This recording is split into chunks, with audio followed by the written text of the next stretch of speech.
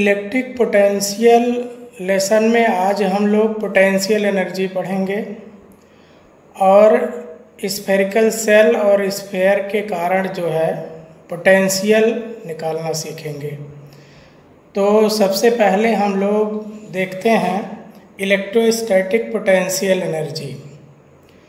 तो electrostatic potential energy of A system of charges, मतलब ये हुआ कि अगर दो या दो से ज़्यादा चार्जेज पास पास रखे गए हैं तो उस कंडीशन में उस सिस्टम में एक पोटेंशियल एनर्जी होगा।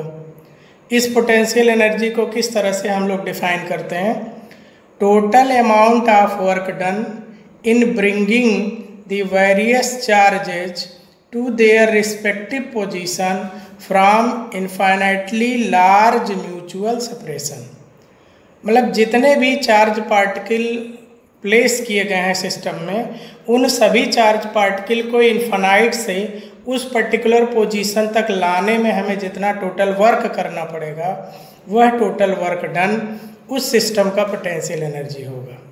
इनफाइनाइटली लार्ज सेपरेशन का मतलब ये है कि जो चार्जेज ऐसे प्लेस से उनको ले आया जाए जहाँ पर उनका म्यूचुअल इलेक्ट्रिक फील्ड काम ना करे, उसको हम इनफाइनाइट पोजीशन कहते हैं।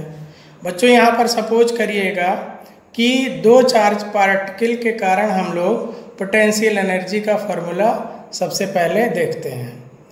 सपोज करिए कि ए पॉइंट पर पॉजिटिव चार्ज Q1 है, बी पॉइंट पर पॉजिटिव चार्ज Q2 है। अब यह एक सिस्टम है, इसमें दो चार्ज पार्टिकल हैं, इन दोनों के कारण कितना पोटेंशियल एनर्जी होगा इसको हम लोग निकालते हैं। तो potential due to Q1 at point B, यहाँ पर ध्यान दीजिएगा आप सभी कि यह जो चार्ज Q1 है उसके कारण B पॉइंट पर कितना पोटेंशियल का फार्मूला होगा या पोटेंशियल की वैल्यू होगी VB equal to K Q1 by distance. ये आप सभी जानते हैं। यहाँ पर अगर ये चार्ज पार्टिकल Q1 है, यहाँ से इसका जो डिस्टेंस है ये R12 लिया है हमने। R12 का मतलब 1 और 2 के बीच का सेपरेशन, इसको R12 लिखा गया है। तो potential due to Q1 at point B is given by VB equal to K Q1 by R12 where small k equal to 1/4 pi epsilon 0। हम जानते हैं कि पोटेंशियल का जो बेसिक डेफिनीशन होता है वह क्या होता है कि Q1 चार्ज के कारण B पॉइंट पर जो पोटेंशियल होगा वह अगर Q2 चार्ज को इनफाइनाइट से इस पॉइंट तक लाया जाए, तो इनफाइनाइट से इस पॉइंट तक लाने का अगर work done W infinity to B है, इस वर्क डन में अगर हम इस Q2 से डिवाइड कर दें तो B पॉइंट का पोटेंशियल Q1 के कारण निकल जाएगा। ये फार्मूला हम लोग ऑलरेडी जानते हैं। इससे आप क्रॉस मल्टीप्लाई कर दीजिए तो work done from infinite to B, मतलब Q2 चार्ज पार्टिकल को इन्फिनाइट से B पॉइंट तक लाने का जो वर्क डन होगा वो VB माइनस Q2 हो जाएगा। VB की यह वैल्यू यहाँ पे पुट कर दीजिए, तो ये जो वर्क डन है वही पोटेंशियल एनर्जी के रूप में इस सिस्टम में स्टोर हो जाएगा। Potential energy of this system is equal to K Q1 Q2 upon R12 where small k equal to 1/4 pi epsilon 0। यहाँ पर बच्चों आप सभी ध्यान दीजिएगा कि आपको फार्मूला किस तरह से यूज करना है पोटेंशियल एनर्जी के लिए। जो दो चार्ज पॉइंट चार्ज दिए होंगे उन चार्ज की वैल्यू आपको यहाँ पर विथ साइन यूज करना है। यहाँ पर जो ये फार्मूला है U equal to K Q1 Q2 by R12, तो R12 दोनों चार्ज पार्टिकल के बीच का सेपरेशन है और यहाँ पर चार्ज की जो वैल्यू है वह आपको विथ साइन यूज करना पड़ेगा। अगर दोनों चार्ज पॉजिटिव है तो पोटेंशियल एनर्जी पॉजिटिव होगा, अगर एक पॉजिटिव है दूसरा नेगेटिव है तो पोटेंशियल एनर्जी नेगेटिव होगा। तो यहाँ पर Q के साथ चार्ज के वैल्यू के साथ आप साइन यूज करेंगे। R12 दोनों चार्ज पार्टिकल के बीच का सेपरेशन है। तो ये फार्मूला आप यूज करेंगे दो चार्ज पार्टिकल के बीच में कितनी पोटेंशियल एनर्जी डेवलप होगी। अब हम लोग 3 चार्ज पार्टिकल लेते हैं और इसके कारण हम लोग पोटेंशियल एनर्जी की बात करते हैं। सपोज करिए कि Q1, Q2, Q3 ये 3 चार्ज पार्टिकल हैं। इसका हम लोग पोटेंशियल एनर्जी किस तरह से बात करेंगे। तो सपोज करिए कि सबसे पहले हम Q1 चार्ज पार्टिकल को ला करके प्लेस कर दिए। तो जब Q1 चार्ज पार्टिकल को लाकर प्लेस करेंगे तो यहाँ पर इसके सराउंडिंग में कोई दूसरा चार्ज पार्टिकल नहीं है, इसलिए यहाँ पर वर्क डन 0 होगा। अब अगर हम दूसरे चार्ज पार्टिकल को ला रहे हैं, दूसरा चार्ज पार्टिकल हमारा Q2 है, तो जब Q2 चार्ज पार्टिकल यहाँ पर ले आएंगे तो यह Q1 से इंटरेक्ट होगा, इसलिए उस कंडीशन में वर्क डन होगा और वह एक पोटेंशियल एनर्जी के रूप में स्टोर हो जाएगा। तो ये पोटेंशियल एनर्जी निकालेंगे बिटवीन 1 2। अब बच्चों अगर हम तीसरा चार्ज पार्टिकल Q3 ले आएंगे तो Q3 लाने पर आप ध्यान दीजिएगा, जो थर्ड चार्ज पार्टिकल है वो सेकंड से इंटरेक्ट होगा, तो सेकंड और थर्ड के बीच में भी आपको पोटेंशियल एनर्जी निकालना पड़ेगा। और थर्ड फर्स्ट से भी इंटरेक्ट होगा क्योंकि फर्स्ट ऑलरेडी है, तो थर्ड और फर्स्ट के बीच में भी पोटेंशियल एनर्जी निकालना पड़ेगा। अब इन तीनों पोटेंशियल एनर्जी को निकाल कर ऐड कर देंगे तो पूरे सिस्टम का पोटेंशियल एनर्जी निकल आएगा। एक बार फिर से आप देखेंगे, अगर 3 चार्ज पार्टिकल आपके हैं तो इनसे कैसे पोटेंशियल एनर्जी की बात आप करेंगे। पहला चार्ज पार्टिकल जब लाएंगे तो ये एलोन है, इसके अगल बगल कोई चार्ज पार्टिकल नहीं है, इसलिए वर्क डन 0 होगा, कोई पोटेंशियल एनर्जी नहीं बनेगा। अगर सेकंड चार्ज पार्टिकल को आप ला रहे हैं तो सेकंड फर्स्ट के साथ इंटरेक्ट करेगा तो वर्क डन होगा और पोटेंशियल एनर्जी बिटवीन 1 2। अब जब थर्ड पार्टिकल को लाएंगे तो थर्ड फर्स्ट से भी इंटरेक्ट होगा और थर्ड सेकंड से भी इंटरेक्ट करेगा। इस कंडीशन में potential energy between second and third and first and third, तो ये 3 पोटेंशियल एनर्जी निकाल के आपको ऐड करना पड़ेगा। अब आप इसका फार्मूला देखेंगे, ये पहला चार्ज पार्टिकल Q1 है, ये Q2 है, ये Q3 है। 1 और 2 के बीच का जो सेपरेशन है वो R12 से डिनोट किया गया है। 1 फर्स्ट और थर्ड के बीच का जो सेपरेशन है वो R31 डिनोट किया गया है। सेकंड और थर्ड के बीच का जो सेपरेशन है वो R23 से डिनोट किया गया है। ये पॉजिटिव है, ये नेगेटिव है, ये पॉजिटिव है। तो यहाँ पर कुल 3 चार्ज पार्टिकल है, पहला, दूसरा, तीसरा। तो इसको किस तरह से आप मतलब फार्मूले को मेंशन करेंगे जिससे कहीं पर कोई आपसे एरर ना हो। तो उसके लिए बच्चों ये तरीका है, सबसे इजी तरीका है, उसे आप अडाप्ट कर सकते हैं कि तीनों चार्ज पार्टिकल आप लिख लीजिए या जितने भी चार्जेज हों उनको आप लिख लीजिए, फिर पहले को सबके साथ इंटरेक्ट कराइए, फर्स्ट सेकंड, फर्स्ट थर्ड। जब फर्स्ट हो जाए तब सेकंड वाले से कराइए, सेकंड थर्ड, ये प्रोसीजर करते चले जाइए। जितने पेयर बनेंगे उतना पोटेंशियल एनर्जी आपको निकालना पड़ेगा। तो आप यहाँ पर ध्यान दीजिएगा, फर्स्ट सेकंड, फर्स्ट थर्ड, तो ये आपका फर्स्ट सेकंड के बीच पोटेंशियल एनर्जी और ये फर्स्ट थर्ड के बीच का पोटेंशियल एनर्जी, फिर सेकंड थर्ड के बीच का पोटेंशियल एनर्जी। अब फर्स्ट और सेकंड के बीच का पोटेंशियल एनर्जी किस तरह से फार्मूला लिखेंगे, K plus Q1 minus Q2 by separation. Second third के बीच का potential energy K minus Q2 plus Q3 अपान R23। चार्ज के साथ आपको साइन यूज करना है और उनके बीच का सेपरेशन यूज करना है। थर्ड और फर्स्ट के बीच में +Q3 -Q1 upon separation between third and first. इसमें K आप कॉमन कर लीजिए। इस तरह से -Q1 Q2 ये मल्टीप्लाई करेंगे नेगेटिव हो जाएगा, ये मल्टीप्लाई करेंगे नेगेटिव हो जाएगा, और ये आप मल्टीप्लाई करेंगे तो ये भी आपका नेगेटिव हो जाएगा। लेकिन यहाँ पर आप ध्यान दीजिएगा कि Q1 पॉजिटिव है, Q3 पॉजिटिव है, तो यहाँ पर बच्चों Q1 कैसा लिया जाएगा? प्लस लिया जाएगा। तो ये प्लस प्लस का मल्टीप्लाई क्या हो जाएगा? प्लस हो जाएगा। मतलब ध्यान दीजिएगा, इस तरह आप साइन का कोई एरर नहीं क्रिएट करेंगे। एक बार फिर से आप देख लेंगे, 1 2 ये पॉजिटिव नेगेटिव का मल्टीप्लाई नेगेटिव होगा, सेकंड थर्ड में मल्टीप्लाई करेंगे तो ये नेगेटिव आएगा, लेकिन फर्स्ट और थर्ड का मल्टीप्लाई पॉजिटिव आएगा। तो ये साइन आपको ध्यान रखना है। फिर इसमें न्यूमेरिकल वैल्यू भर के कैलकुलेट कर लेंगे, आपको पोटेंशियल एनर्जी मिल जाएगा। अब आपको एक और एग्जांपल लेते हैं।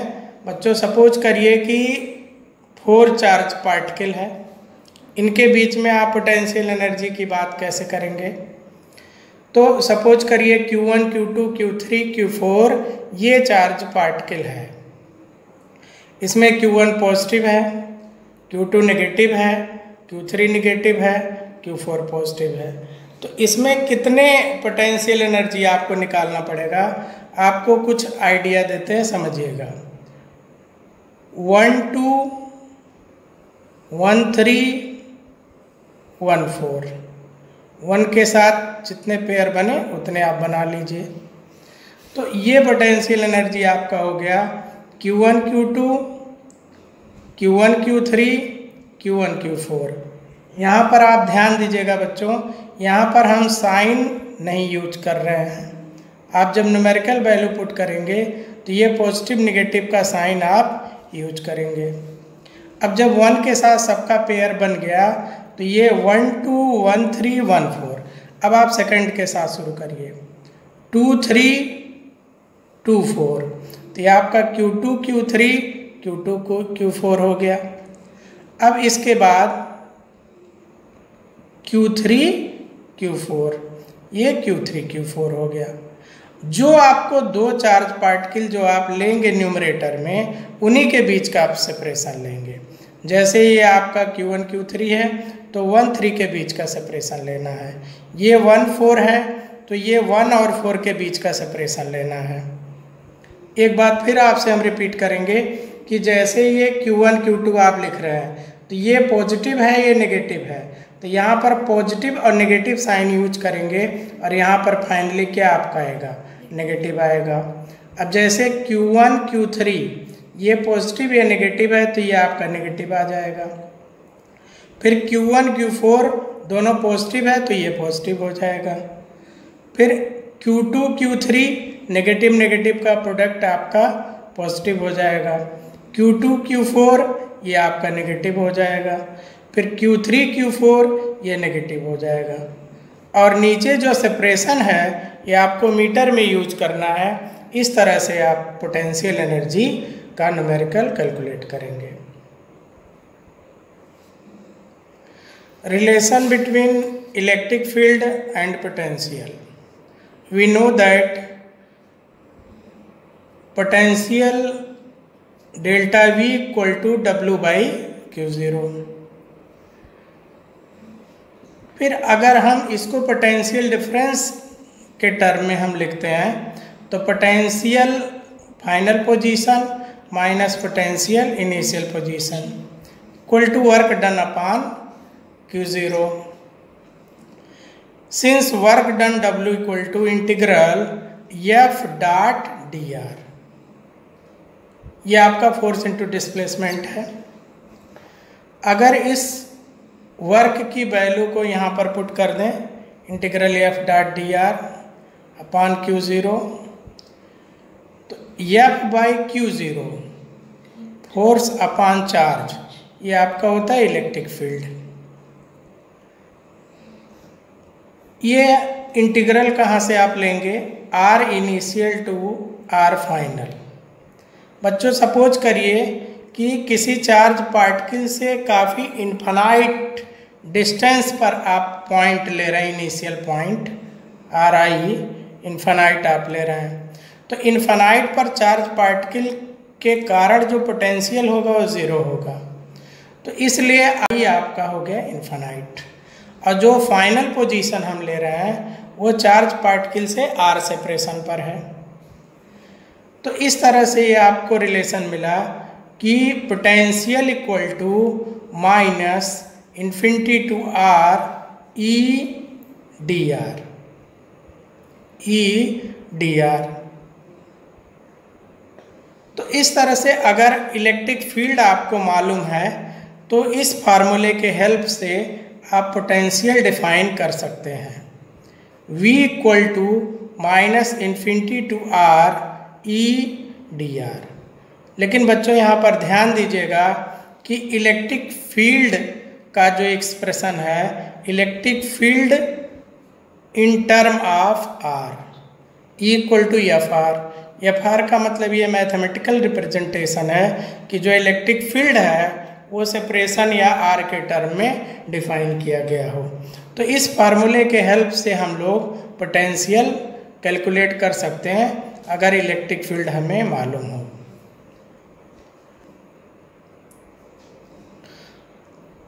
Potential due to spherical cell. Let us consider a spherical cell of radius capital R with center C having charge capital Q. To find the potential at the point which is outside the sphere and at the surface, and finally we calculate inside the sphere. मतलब बच्चों ये problem ये है कि अगर ये sphere है, इस पे टोटल चार्ज कैपिटल Q है, इसका रेडियस कैपिटल R है, तो इसके बाहर किसी पॉइंट पर कितना पोटेंशियल होगा, सरफेस पे कितना पोटेंशियल होगा और स्फीयर के अंदर कितना पोटेंशियल होगा, हम तीनों को कैलकुलेट करते हैं। तो सपोज करिए बच्चों, सबसे पहले एक पॉइंट हमने P लिया, इस P पॉइंट पर हमको पोटेंशियल कैलकुलेट करना है। तो हम लोग जानते हैं कि स्फीयर के आउटसाइड किसी पॉइंट पर पोटेंशियल का फार्मूला होता है E इक्वल टू 1/4πε0 Q/r², जहाँ पर स्मॉल r सेंटर से उस पॉइंट के बीच का ये सेपरेशन है, ये हम जानते हैं फार्मूला। फिर पोटेंशियल इस पॉइंट पर कैलकुलेट करने के लिए potential V equal to minus infinity to R E D R. Electric field की वैल्यू हम लोग यहाँ पर पुट करेंगे और उसके बाद इसको इंटीग्रेट कर देंगे, हमें पोटेंशियल मिल जाएगा। तो इलेक्ट्रिक फील्ड की वैल्यू हमने पुट किया 1/4πε0 Q/r² डी आर। इंटीग्रल आपका है इन्फिनिटी टू स्मॉल r। इसमें बच्चों Q 4πε0 कांस्टेंट है, ये बाहर आपका हो गया इंटीग्रेशन के बाहर, minus Q/4πε0 infinity to r, ये जो 1/r² है इसको आप न्यूमरेटर में लिख दीजिए r⁻⁻2 dr।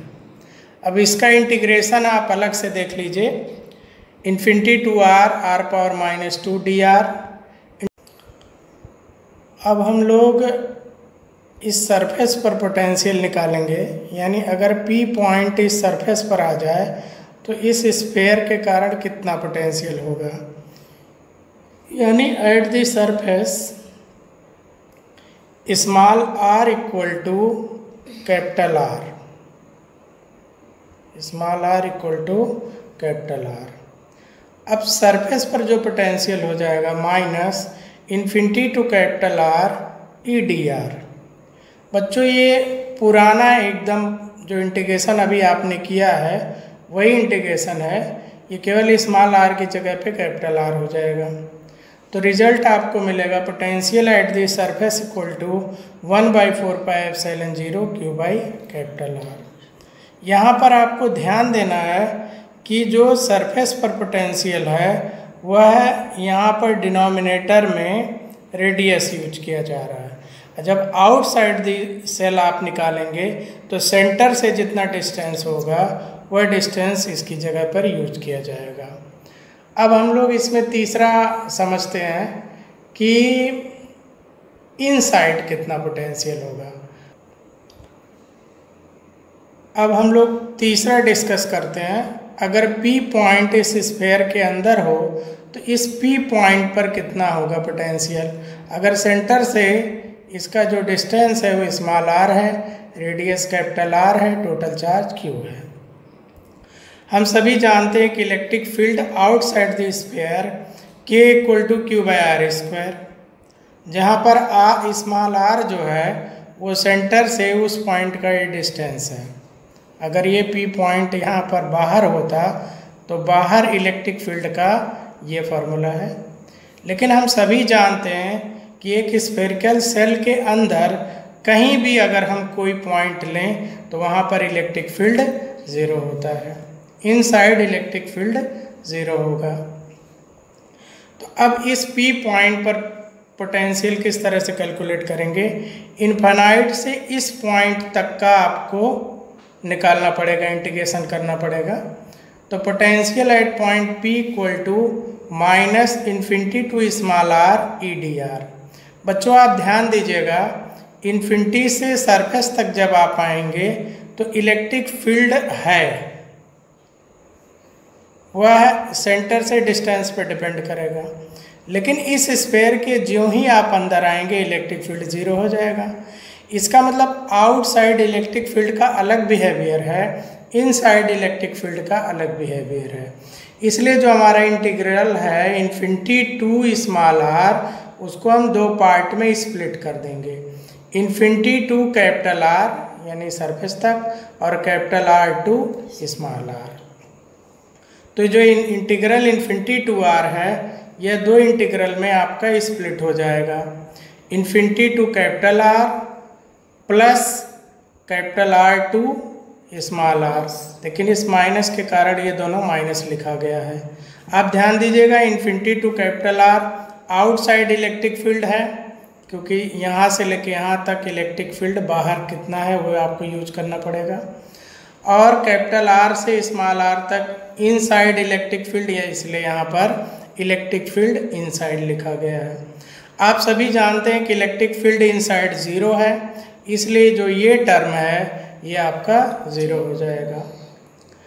Outside electric field K Q/R² dr।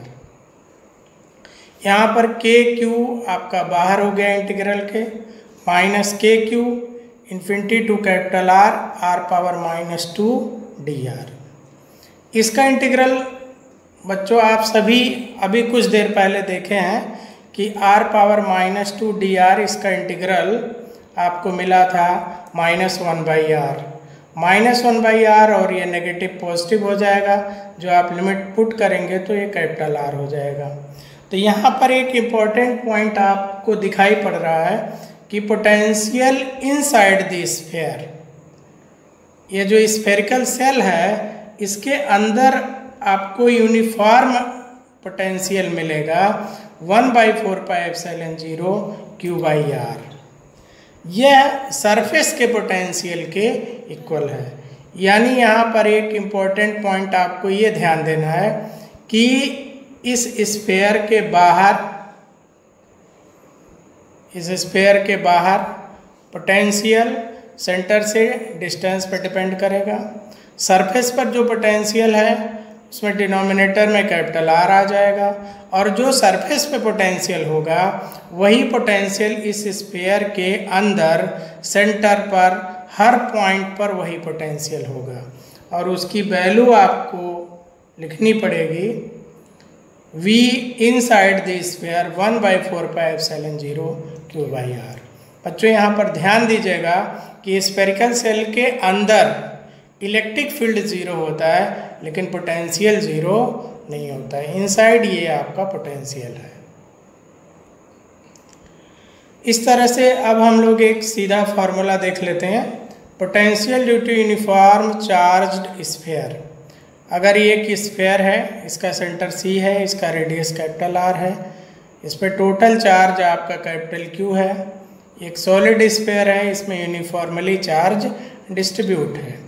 तो इसमें भी हम आउटसाइड कोई पॉइंट A है, वहाँ पर पोटेंशियल का क्या फार्मूला होगा? तो वहाँ पर potential V, potential at point A equal to 1/4πε0 Q by small r। Small r centre से उस पॉइंट का सेपरेशन है। तो यह पोटेंशियल का फार्मूला सेम टू सेम वही है जो आपका स्फेरिकल सेल के लिए था। इसके सरफेस पर जो पोटेंशियल का फार्मूला होगा बच्चों, potential at the surface equal to 1/4πε0 Q by capital R। तो सरफेस पर पोटेंशियल का फार्मूला वही है जो आपका स्फेरिकल सेल के लिए था, लेकिन यहाँ पर एक फार्मूले में चेंज आ जाएगा कि इनसाइड द स्फीयर। तो इनसाइड जो स्फीयर है, तो स्फेरिकल सेल में जो सरफेस पर पोटेंशियल का फार्मूला है, सरफेस पर जो रिजल्ट आया था वही इनसाइड भी था स्फेरिकल सेल में, लेकिन बच्चों यहाँ पर चेंज हो जाएगा आपका पोटेंशियल का result. Potential inside Q/4πε0 3 capital R square minus small r square upon 2 capital R cube. इस रिजल्ट के हेल्प से इनसाइड आप किसी पॉइंट पर पोटेंशियल कैलकुलेट कर सकते हैं। तो आगे आपको कंपटीशन के लिए या न्यूमेरिकल के लिए आपको ये रिजल्ट याद रखना चाहिए। स्फेरिकल सेल के आउटसाइड सरफेस और इनसाइड पोटेंशियल का रिजल्ट, और एक यूनिफॉर्म चार्ज सॉलिड स्फीयर के लिए आउटसाइड सरफेस और इनसाइड पे क्या पोटेंशियल होगा। इसे आप ठीक से याद रखेंगे।